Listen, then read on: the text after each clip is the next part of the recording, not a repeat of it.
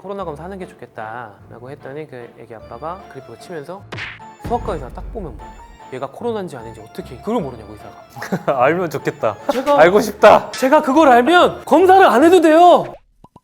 안녕하세요. 저는 산부인과 전문의 이재일입니다. 소아과 전문의 이재현입니다. 저도 부모가 되다 보니까 우리 아이가 정말 소중하거든요. 그리고 아이가 아프면 되게 예민해질 수밖에 없어요. 저는 소아과 의사임에도 불구하고 아기가 아프면 되게 민감해지는데 일반인 분들은 얼마나 오죽하겠어요. 이거 SNS 하다가 봤어요. 제가 사실 저희 아내가 소아병동에서 일하던 간호사예요. 일하다 만났거든요. 그래서 그런 얘기를 되게 많이 들었어요. 실제로 맞기까지 하는 경우는 그렇게 흔하진 않고요. 그러면 정말 문제가 되니까 욕설, 폭언 이런 것도 정말 많이 한다고 하고, 저희한테 하는 분이 한 명이라고 치면 간호사분들한테 하는 거는 10배 하대하는 분도 많고. 지금도 하고 있는 분 있을걸요? 어디선가? 소아병동이 보통 간호사들의 연속 근무 연수가 3년 이상 일하시는 분들이 많지가 않아요. 다른 여러 가지 이유도 있지만 예민한 보호자분들에 의한 그런 힘든 게 굉장히 좀 크다고 하더라고요. 소아과 싫다, 보호자들한테 맞는 게 일상임. 애기 링거 놓다가 주사 놓고 애들이 울면 누가 우리 애기 아프게 했었어, 누가 올렸어 이러면서 때린다. 진짜 많죠. 진짜 많아요. 예방접종을 이제 제가 직접 놓거나 할 때 제 손등 이렇게 때리는 분도 있거든요. 의사들도 때려요. 근데 이게 막 기분 나쁘게 때리는 게 아니라 눈치 보면서 엄마가 때렸다 이렇게 하는데, 저는 이런 경우 사실 참지 않아요. 그러니까 뭐라고 크게 하진 않고 어머님 이렇게 아이를 가르치시면 안 된다라는 이야기를 드리거든요. 우리 아이를 아프게 한 사람을 때린다라는 걸 모범을 보여주면 아이는 나를 아프게 한 사람은 때려도 된다라고 배워요. 문제 상황을 폭력으로 해결하는 아이로 자랄 수 있어서 저는 그러시면 안 됩니다. 힘든 거를 겪어내고 이겨낸 거를 칭찬해주고 위로해주고 격려해 주셔야지, 문제 상황을 만든 사람을 때리면 아이가 똑같이 때리는 걸 배웁니다 라고 말씀을 드려요. 그러면 한 10명 중에 7분은 민망해 하시고 죄송하다고 가시고요. 한 3분은 흑! 이러고 가세요. 몇 번 맞을 뻔한 적도 있고 멱살 잡혀본 적도 있고. 엄마들은 그렇게까지 때리지는 않으시고요. 아빠들이 좀 그러신 경우가 있는데, 선별진료소에서 예전에 한창 공포심이 많이 있었을 때 한 가족이 열이 나서 왔어요. 엄마, 아빠, 애기 둘이 진료실에 같이 들어왔어요. 코로나 검사 하는 게 좋겠다 라고 했더니 그 애기 아빠가 그 아크릴벽이 있는데 아크릴벽을 치면서 소아과 의사 딱 보면 모르냐고, 얘가 코로나인지 아닌지 어떻게 그걸 모르냐고 의사가. 알면 좋겠다. 제가 알고 싶다. 제가 그걸 알면 검사를 안 해도 돼요. 제가 그걸 알면 검사 안 하죠. 그래도 안 통해. 우리 애기한테 그 힘든 검사 왜 시키냐고. 너는 자질이 없다면서 막 벽을 치고. 그래서 경찰을 불러서 그분은 폭행죄로 기소하려다가 합의를 한 경우도 있고. 의사가 누가 우리 간호사 때렸어? 하면서 죽방 갈겨도 합법인가? 일단 저런 위험할 것 같은 상황이 생기면 저희는 CCTV 앞으로 갑니다. 증거를 남겨야 돼요. 어쩔 수 없이 보호를 해야 되기 때문에. 왜냐면 이게 발뺌할 수가 있어요. 저런 사람은 계속해서 또 저런 일을 또 행동을 할 수 있기 때문에 폭력을 행사한 것까지는 못 봤고, 언행이 좀 심해지는 것 같길래 녹음이 되고 녹화가 되는데 앞으로 모시고 가서 다른 사람한테는 보안요원 불러달라. 그래서 그 앞에서 이렇게 얘기를 합니다. 쌍방폭행은 안 되죠. 사람을 때리는 건 어쨌든 잘못된 일이기 때문에 의료진은 먼저 때리진 않고, 대형 병원 같은 경우는 보안요원이 있기 때문에 사실 그게 대처가 되는데, 개인 의원들 같은 경우는 보안요원이 없는 경우가 더 많아서 그런 경우에는 어려워하시는 경우가 되게 많습니다. 이런 부모 저런 부모도 많겠지만 제일 힘든 케이스가 애기 옆에서 호들갑 떠는 거예요. 병원 오기 전부터 겁부터 잔뜩 줘서 애 주눅 들게 해서 오면 매니지하기도 더 힘든데, 옆에서 이제 진료 좀 보려고 하면 아프겠다, 어떡해, 아프지, 어떡해 호들갑 떨면서 얘기 더 겁먹게 하는 엄마들 좀 나가 있으면 좋겠어요. 저분은 약간 병원에서 일하시는 분인가? 그런 것 같아요. 본 것 같은데 되게 많아요. 되게 흔한 경우고, 엄마를 진정시켜야 되는 경우도 있어요. 애는 되게 무덤덤한데 엄마가 못 보겠어 막 이러시는 경우도 있거든요. 근데 사실 조금 일을 하다 보면 그런 주변의 소음에 귀를 닫는 훈련이 되기 때문에, 그리고 그 되게 힘든 시술 같은 거 할 때 어머님들이 힘들어하시는 경우 있어요. 그러면 나가 계시라 합니다.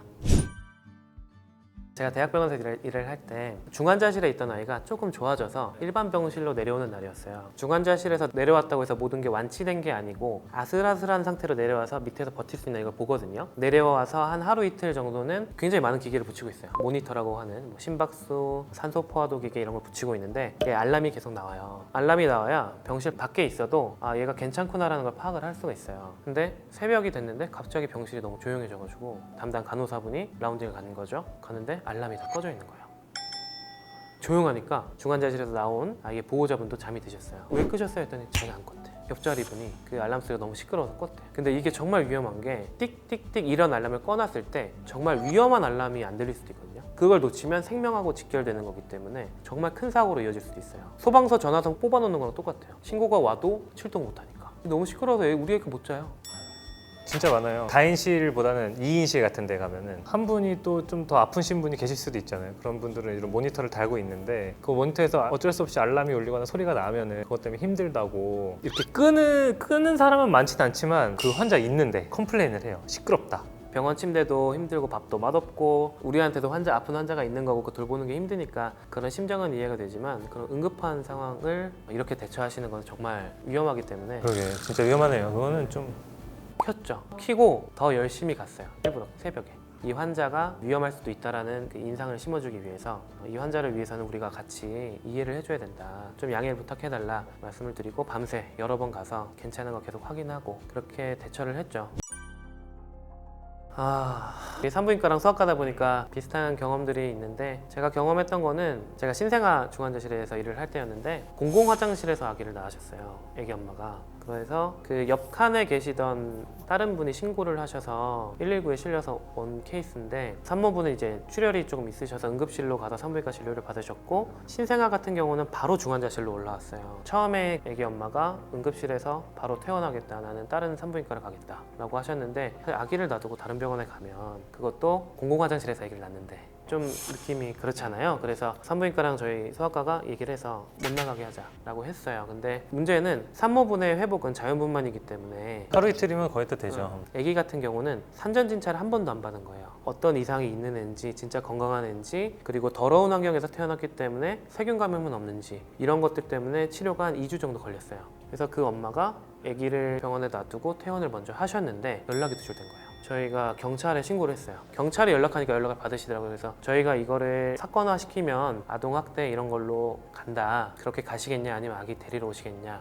라고 설득을 해서 겨우 이제 아기를 데려갔던 경우가 있었죠. 그렇게 퇴원하고 그 다음엔 다행히 외래도 잘 데리고 오시고 그 당시 이제 결혼 안 한 상태에서 아기를 낳으셨는데 두 분이 결혼도 하셨다고 하더라고요. 그래서 이거는 잘 해결은 됐습니다. 제가 산부인과 할 때만 하더라도 선배님들 보면은 남자 비율이 좀 더 많았었던 것 같아요. 진료를 하러 오시는 환자분들이 여자 의사를 좀 선호하고 하면서부터 여자 의사가 더 많아지고 지금은 이제 전공의들 보면은 거의 90% 이상은 여자 의사가 많이 있습니다. 네, 근데 차라리 그게 나아요. 차라리 그렇게 말씀을 해주시면은 다른 여자 선생님으로 예약을 바꿔드리겠다 이렇게 안내를 해드리고 3대 굴욕이라고 해가지고 내진, 제모, 관장 이런 거 이제 분만 전해야 되는 거. 특히 이제 내진하거나 검진할 때 제가 남자다 보니까 검진 의자에 올라가는 것 자체가 되게 어려워하시는 분들이 있어요. 거부감을 느끼시는 분들이 있죠. 그래서 오히려 저는 질문하거나 뭐 필요한 거 여쭤볼 때 담백하게 더 질문을 하는 편이에요. 단어 같은 거 선택할 때도 성경험이 있으십니까? 뭐 이렇게 그냥 편안하게 얘기하고 마지막 성관계는 언제 하셨어요? 오히려 제가 편하게 질문하고 담백하게 질문을 하면은 편안하게 대답해 주시고 모든 분들이 다 그렇지는 않거든요. 뭐 남자 의사를 선호하시는 분들도 계시고 여러 가지 이유가 있는 것 같아요. 근데 제가 성형외과 의사라고 소개를 하면은 제일 많이 하는 질문은 자녀분들을 직접 받으셨나요? 그런 질문을 많이 받았어요. 아니요.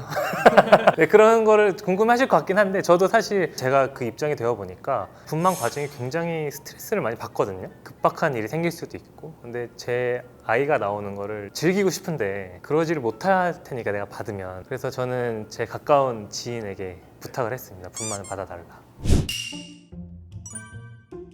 보통 이제 탈의실 가서 검진 치마를 입으시거든요. 긴 치마. 근데 어떤 분은 아무것도 안 입고 나오신 거예요. 치마가 있는지 모르셨나 봐요. 제가 들어가서 본 건 아니었고 같이 있던 간호사분이 그걸 발견을 해주셔가지고 제가 막 성질이 급해서 빨리 들어갔으면 더 민망했을 수도 있을 것 같은데 다행히 빨리 발견이 돼서 많은 사람들을 대하다 보니까 분위기로 대충 눈치가 채지는 경우도 있어요. 뭐 좀 쎄하다. 한 번은 어떤 커플이 임신 초기여서 상담을 받으러 오셨었는데 딱 들어왔을 때부터 분위기가 조금 쎄했어요. 보통의 부부라면은 임신 가능성에 대한 그런 기대감? 약간 그런 게 보이는데 뭐지? 그래서 임신인 거 맞다. 몇 가지 검사를 하자. 필요한 서류들이 있어서 보호자 동의를 받고 하는데 이게 남편이 아니었던 거예요. 거기서 이제 갑자기 막 화를 내면서 집으로 그냥 가셨어요. 이거 왜 해야 되냐 그러면서. 그래서 내가 짐작이 좀 맞았구나. 그분들은 사실 병원에 왔던 게 중저혈술 이런 걸 상의를 하러 왔던 것 같아요. 그런 분들도 간혹 있습니다. 제가 이제 분만장에서 당직을 서고 있었는데 분만실에 있으면은 진통을 겪는 산모들이 계시잖아요. 어떤 한 진통실에서 큰 신음소리가 들려서 이제 빨리 들어갔죠. 들어가서 이제 내진을 하겠다. 딱 갔는데 갑자기 아저씨는 나가! 산모분이 저를 발로 뻥 쳤어요. 저는 그때 26살 미혼이었는데 아저씨는 나가라 그래가지고 저는 이제 정말 꼭 필요해서 진료를 하러 가고 제가 당직이니까 저밖에 없는데 제가 싫다고 하니까 그럼 저는 윈년차를 불러야 되거든요. 다행히 그때 윈년차 선생님이 잘 해주셔가지고 그렇게 한번 남자라고 당하고 나서부터는 좀 면역이 돼가지고 그 뒤로는 좀 괜찮은 것 같아요. 어떻게 보면은 이제 표현이 자유로워져가지고 많이 생기는 것 같긴 한데 그런 일이 생기기 전에 대화를 잘 했으면 좋겠습니다. 만약에 불편한 게 있다 그러면 빨리 이렇게 얘기해가지고 서로 대화를 해서 풀고 하면은 그렇게 좀 서로 얼굴 붉히는 일이 좀 줄어들지 않을까 그렇게 생각을 합니다.